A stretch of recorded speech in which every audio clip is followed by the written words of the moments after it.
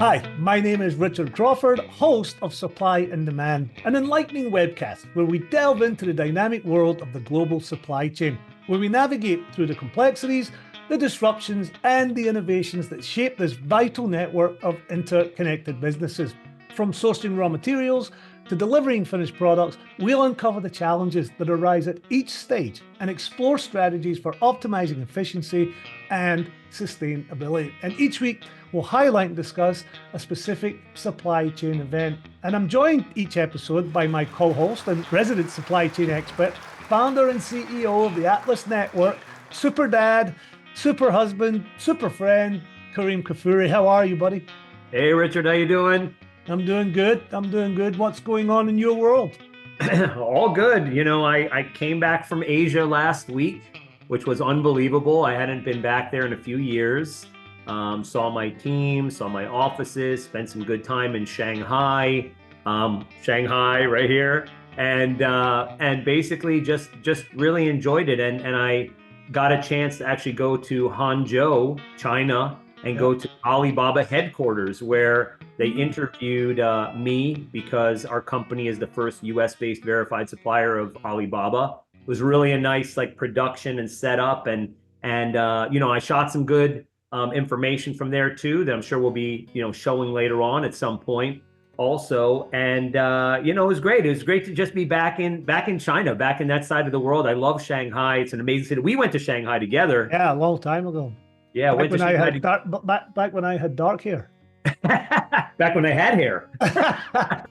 It was not that long ago, Kareem. It wasn't that long ago. That's right. But it was a good time. It was great, and that is such a great city, Shanghai. It's this beautiful combination of old and new. We did the riverboat cruise this time, where when you go on the boat, you actually see all the new side of Shanghai and then the old side of Shanghai on the other side. We went to Kareem, Shanghai. is that the first time you've been there since COVID? Yes. How different? 4 years. How different is it now? Not. That's the thing. I mean, it really wasn't that much. I mean, there was just, a little bit of some additional safety protocols getting through the airports. You can see that you run through these areas where they take your temperature and stuff and things like that. But other than that, it was fine. I mean, business as usual, and everybody was kind of up and going. And that's good to hear. China's great. It was good to be really good to be back and be back with my team too. We hadn't seen each other in a long time, so. Cool. All right, so let me introduce our next guest, who definitely has a very, very impressive resume.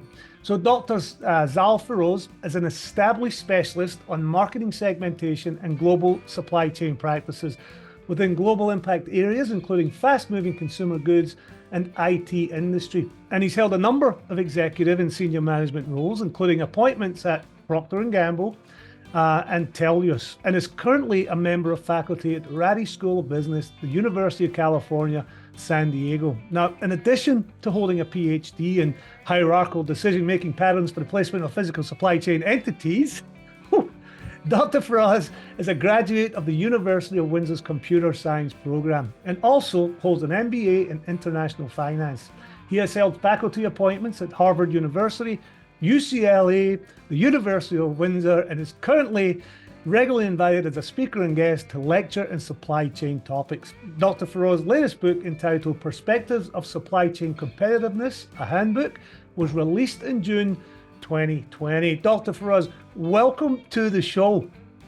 Wow, what an introduction. Thank you so much, Richard, for having me. It's a pleasure. Thank you. And yes, definitely an introduction. I really only skimmed the surface of your resume. But tell us a little bit about some of the exciting things that are happening in your world today. Well, there's quite a few that are taking place. It's interesting because I don't think supply chain was as much of a mainstream term as it has become since COVID-19 and since President Biden mentioned the word supply chain on national television and in national media. So over the last few years, the topic of supply chain management has certainly evolved into a topic that many people have heard of, many people know about, and many people have been evaluating, studying, and understanding much more so than in a prior time, in a prior generation. Yeah, and it seems to be, at least for us, it's become fun. Indeed, Well, it's certainly been did you ever think you would hear that? never. No, never. I never have. It's funny. I used to routinely cross the border between Canada and the U.S. I studied in Canada and I studied in the U.S. and I'd worked between the two countries. And every time I would cross, a border guard would inevitably ask me, the routine set of questions. What do I do? And X, Y, and Z. And one of them was, what do I teach? And then the next question was, what's the topics? What are the courses that I teach? And as soon as I'd say supply chain, that instantly the topic would change. And the reason for why is because not too many people really knew what a supply chain was until, recently when it became a little bit more mainstream. So yes, it certainly has become fun in the last little while. Yeah, and to be honest, as I've come to find out, supply chain covers a lot, like from A to Z. I'm surprised that as much as in there, there's actually one title for the whole thing. Indeed. Yeah, indeed. Everything from demand forecasting to projection to product quality control to an understanding of consumer behavioral patterns to elements of marketing and branding that kind of get folded into the umbrella. There's a lot of areas that fall under the realm of supply chain. And there's other topics that also form subtopics, operations, logistics, distribution management, retail management, et cetera, et cetera, et cetera. So yes, it is relatively all encompassing. Yeah, I mean, I'm very happy that you're on the show, Dr. Phiroz. It's very nice to meet you, see you. I feel exactly the same as you do, being in this industry for 20 years, having offices in China, having offices in New York. We're a supply chain management and solutions company. And yes, it's now become a sexy term, but for, a good probably 15 of those 20 years, it was, you do what? And, you help companies with what? And how do you assist? And what do you do? And, we've always here at the Atlas Network, taken a very regulatory based approach. I was a former regulator at the SEC and at NASD FINRA. Couldn't be more foreign from that, but was an MBA as well, like you, in international business and business law, and traveled to Asia and so on. And, it was exciting to really kind of finally see that the world was understanding the true value, unfortunately, in the wake of significant disruptions, but, that it's been, nice and has been exploding. And I'm sure, like yourself, speaking at a lot of conferences, talking about a lot of important topics today, from sustainability to nearshoring to this to that, AI as it relates to supply chain. So I think that there's significant advancements and developments, as I'm sure you're teaching about and you're discussing. But the neat thing is that if you had the background in the space, which you do obviously, and I also do have a good amount of background in there, you really see holistically, how the world today can benefit from so many of these ideas and concepts that have been kind of talked or promoted for years before. And so, it's nice to see it all kind of like coming to fruition. And in many ways, for folks like probably yourself and I, now we're standing at a place where our knowledge can actually be capitalized because people care. So, I don't know if your feelings are the same, but at least that's what I'm experiencing these days. Well, I mean, in many ways, I concur. In many ways, I agree. It's interesting because my time spent at Procter and Gamble, was doing very important things, but things that my friends would have couldn't really grasp. And then I was invited to develop and teach supply chain courses at Harvard, which I still do. And I've been teaching these courses for 10 plus years now. And it was interesting because people who would come and take these classes loved the idea of what a supply chain was by way of the description, but few actually had much experience within supply chain roles. So it was something that people wanted to learn about, knew that existed, but didn't really know, the fundamental areas or what it involved and what it included. So as things have progressed, it's made it a lot easier for me to say, I'm a supply chain professor, and people say, "Oh, we understand," as opposed to, "Okay, let's change topics." Speaking of Cambridge, I was there just recently for the Crossroads 2024, which was at MIT. I went there because two reasons. One, I recently got the executive degree in AI business and strategy from MIT just because I wanted to know more about it. And the second thing is I'm a very big fan of Yoshi Sheffi. I'm sure you know him. Of course, yes. I've sort of interacted with him in many different ways, and he was lecturing during this Crossroads 2024, which was this intersection of sort of how AI and supply chain and jobs for the future all are going to kind of come together. It was a nice crowd of both academic and business people. Kareem, let me just jump in here. You're not just a big fan; you're like a teenage girl with a rock band with this. That's all I heard out of your mouth for about a year. Like, oh, this guy, I'm going to meet this guy. I know it's funny. It's funny that I got so excited about it. 70-plus-year-old, professor, but. I'm an academic in my mind, and so I love, all of that, and obviously, I would like to pick up your book. I'd like to hear more about your book that you put together in 2020. Kareem, let's talk about that. Let's get into the hot seat segment, and when we're finished in the hot seat segment, we can that way Dr. Phiroz can have a little more time to talk about his book and not be rushed. Sure. Now, Dr. Phiroz, for someone with such an impressive academic background, you're used to answering questions under pressure, really. But are you ready for the hot seat segment of the supply and demand show? Well, I'm ready. That's the answer. I'm ready. All right. So just to establish, so we're going to ask you 3 questions, and the goal here is to get as close to 5 minutes in answering them without going over. Now, I mention this every time we do an episode that our current champion is a young lady by the name of Katie Date, who actually works for Manifest. She managed to do it in 4 minutes and 58 seconds. So there's a very small area. There's about 2 seconds that you have to be within to beat her. So let's. Are you ready? Okay, let's see. Yeah. So you ready to get started? I am indeed. All right, my friend. The clock starts now. All right, question number 1. Do supply chains have any impact on business? Indeed, they do. They've got a profound impact on business from a number of different perspectives and a number of different areas.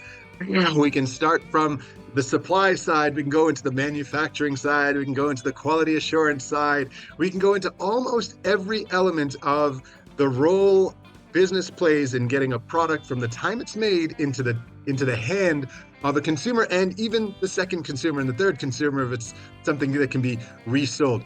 The concept of supply chain is relatively interesting because it's like an umbrella term. It's very conceptual in its nature. And then when you dig deeper and deeper, you get into various forms of analytics, and you get into various areas of operations or logistics or quality control, demand projection and forecasting, regression. You can get so technical or qualitative, and it all kind of combines together. So in the practice of within supply chain practices, very impactful to business, more so from an area of, well, I guess not necessarily more so, from both an area of qualitative and quantitative assessment, and actually plays a huge role in getting a product into the hands of consumers. Question number 2, in simple words, why is a supply chain important to you and to me? Well, we've just gone through COVID, and I say just, but it's been a couple of years, but we've gone through COVID, and for the first time, I would say, in a long time in North America, we actually found what it feels like to have product shortages. Now, I'm originally South African. I've traveled to South Africa on a very regular basis. This is nothing new to me. Going into South Africa and going into a store and saying I'd like to buy something that you've got on your website and hearing that it's out of stock or that it won't be coming in for the next couple of months is nothing new. However, I've never had to deal with anything like that in North America until the after effects of COVID. And this is directly connected to supply chain management, right? The projection and forecasts of how many products would be used by a group of consumers, the costs of transporting those products being prohibitively high, and as a result, either increasing the cost of these goods or not making it viable for these retailers to sell these products anymore. And as a result, there being a variety of different, out of stock situations and inventory shortage situations. And also what was very interesting is that post-COVID, we actually got a window into a number of situations in which we realized as a society that products that we use and take for granted are comprised of an almost infinite number of parts and pieces. And if just one of those pieces is not there, the product as a whole is not complete. One example that showcases this is the example of cars, the automotive sector. Post-COVID, we would see things like, there being a chip shortage. And so, we couldn't have a car that was put together, or one component of an automobile. And this, I think, took place even amidst the Russia-Ukraine tension, where, a glove box would not be available, or a shifter knob would not be available. And truthfully, what that meant is that the entire car was not ready for sale, right? So understanding these, very, very minute details that we kind of just take for granted. We want to go buy a car. We go to the car lot and there's a car there, and we say, how much do you want? And they give us a price, and back and forth we go. And, that's that. And we don't anticipate a huge spike in the price or a huge drop in the price. We kind of have a subconscious understanding of what that price would be, and take it for granted that the availability will be there and we can kind of get it, especially in America. That's kind of the assumption and expectation we have, not necessarily elsewhere in the world. And after supply chain management came into the limelight, and especially after COVID and after some of the global impact events that have taken place, it has almost pronounced that reality of the fact that a supply chain is so many moving pieces, all kind of put together with so many different variables that are always moving, and so many changes that take place as a result of global events, consumer demand patterns, et cetera, et cetera, et cetera, that it's a very, very fine-tuned, almost symphony of events taking place. Now, Dr. Phiroz, if there had been 2 questions in 5 minutes, you would have actually won. But it is what you're saying is fascinating. So you are going over the time, but it's a very okay. You're fascinating to listen to, and I'm thoroughly enjoying it. I just wish it was 2 seconds because you'd have been kidding. Anyway, let's go to the third question. How do global events impact the supply chain, and as a result, impact the consumer? Well, so Richard, I would argue that I answered that third question and the second question, so I think I've already won. But let me go back and answer that question more specifically. There's been a number of global events, as I've mentioned, and some of these, we're well aware of, like COVID and whatnot. But even smaller events like the Baltimore Bridge situation, which just took place, has somewhat of an impact on supply chain. There are other issues that will inevitably take shape and have an impact. We've just had inflation data come through, and the rates are going up. What does that mean? Does that mean perhaps that consumers are less inclined to make certain types of purchases? Would that impact consumer behavioral patterns in terms of how people buy certain products? Sure, right? So there's a lot of different things that are taking place in the world that will affect how people make decisions on what they buy. And based on those decisions, a supply chain is inevitably impacted, and also it's somewhat of a domino effect, because if someone decides not to buy one product, is the price of that product going to go down to potentially increase demand in another segment? Is the lifespan of that product going to go down? Is there depreciation or obsolescence we need to consider? Are there other retailers that are going to be impacted? Are those earnings going to go down? Is the stock price so there's so many different areas that inevitably will be impacted. All right, I'm stopping the countdown now, but I will have our editor put an asterisk next to your name and say, well, here's the time. However, he did actually answer that question before it was asked. So we'll put an asterisk in there. All right, I appreciate that. It certainly does. All right. So Kareem, let's continue this conversation, because again, this is wonderful. You're very knowledgeable man. Kareem, you're currently in the middle of a project that you're quite excited about, and Dr. Phiroz has already completed that project. So let's ask him about his book.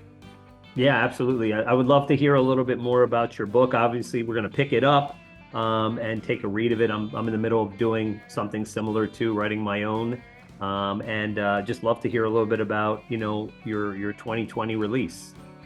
Most definitely.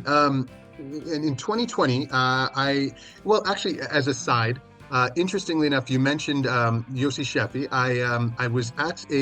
We were both keynote speakers at a conference in Brazil. And I think this was shortly before my book was put out. I think this was probably going back to about 2018 or thereabouts.